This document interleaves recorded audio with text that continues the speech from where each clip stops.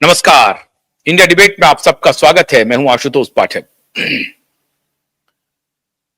कितने लोगों के घर को बिगाड़ने की सुपारी किसने दी, उसमें से आज दो लोगों की मैं चर्चा करूंगा। और किसने ये सुपारी दी, ये आपने अगर टैगलाइन देखा होगा, हेडिंग्स देखी होगी, तो आपको पता चल गया होगा। लेकिन इसके पहले कि हम सारी जानकारी आपसे साझा करें, आपसे बातचीत शुरू करें, मैं आपसे हाथ जोड़ करके अनुरोध कर रहा हूं कि जिन्होंने हमारे चैनल को सब्सक्राइब नहीं किया है वो जरूर सब्सक्राइब करें। और अगर हमारा ये वीडियो अच्छा लगे तो लाइक करें, शेयर करें। हमारा जो फेसबुक पेज है उसे भी आप फॉलो करें और एक्स प्लेटफॉर्म पे भी आप फॉलो करें। हमारा जो चुबाई.in अंग्रेजी का हमारा ओटीटी प्लेटफॉर्म है, प्रकाश टीवी.in हिंदी में, उन्हें भी आप लॉग इन कर सकते हैं अपडेटेड न्यूज के लिए, विशेष न्यूज के लिए।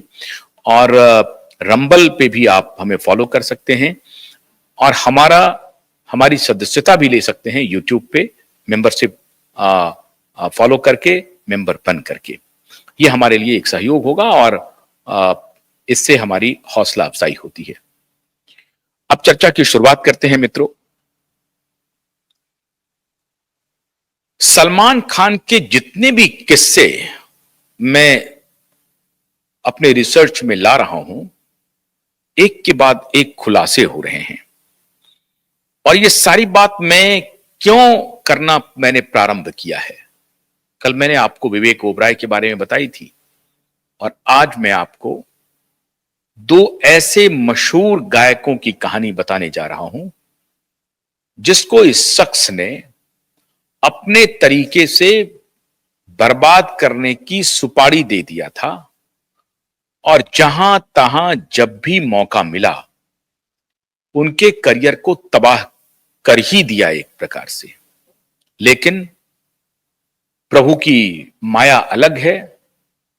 प्रभु जब आपको लगता है कि आप सर्वशक्तिमान हैं, बड़े गुरूर में हैं, पैसा, पहचान, शानो शौकत, शोहरत सब आपके पास हो, तो आपको लगता है कि पूरी दुनिया आपके ही हिसाब से चलती है, आपके ही मिजाज को हर लोग नमस्कार करता है, आपके ही सामने दुनिया नतमस्तक होती है। लेकिन हमेशा ऐसा होता नहीं, हमेशा के लिए ये रहता नहीं है। अगर कुछ पल के लिए आपको मान लीजिए कि थोड़ा बहुत गुरूर हो भी जाए, तो भी वो गुरूर बहुत लंबे समय तक रहता नहीं है, प्रकृति का नियम है। तो पहले तो ये चर्चा शुरू कर दें और मैं आपको सबसे पहले एक वीडियो दिखाना चाहता हूं कि किस प्रकार से सोनू निगम क्या विनती कर रहे हैं, क्यों गिड़गिड़ा रहे हैं और अरिजीत सिंह ने क्या किया, अरिजीत सिंह के साथ क्या हुआ, अरिजीत सिंह ने कैसे माफी मांगी, गिड़गिड़ाया, हाथ जोड़ा, कैसे सोनू निगम हाथ जोड़ रहे हैं, कैसे सोनू निगम गिड़गिड़ा रहे हैं और किस प्रकार से सोनू निगम को पूरे इंडस्ट्री से बाहर करने की पूरी तैयारी हुई और अरिजीत को भी बाहर करने की तैयारी हुई। एक छोटा सा मामला जो धीरे धीरे तिल का ताड़ बन गया। और ये 1960 के दशक से शुरू हुआ था।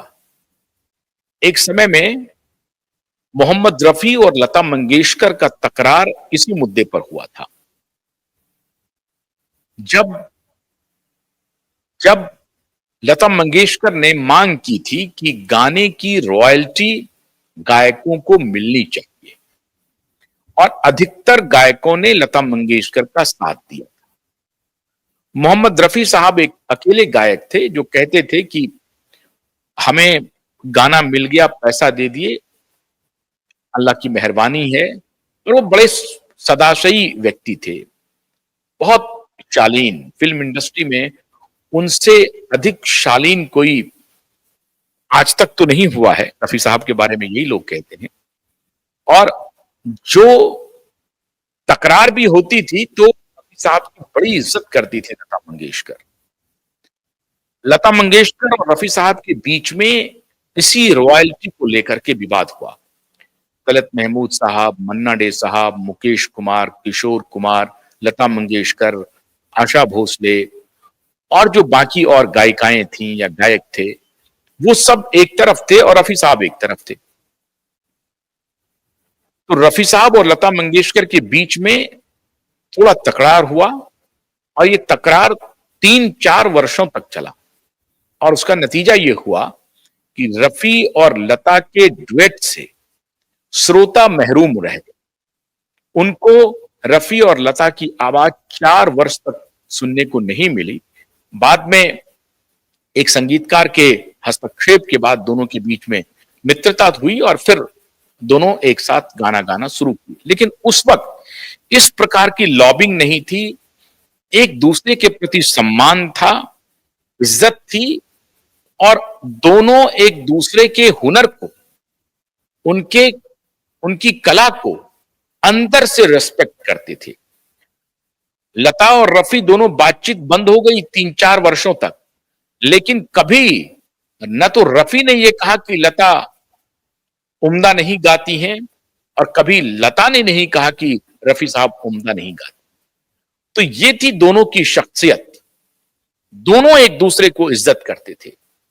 4-4 साल तक बातें नहीं हुई, फिर इज्जत करते थे। कला की कद्र थी उस दौर में, कला को लोग पूछते थे और जो कलाकार थे उनको लोगों का भरपूर समर्थन मिलता था, श्रोताओं का, दर्शकों का, फिल्म प्रोड्यूसर का, डायरेक्टर का, इन सबका बड़ा सम्मान मिलता था।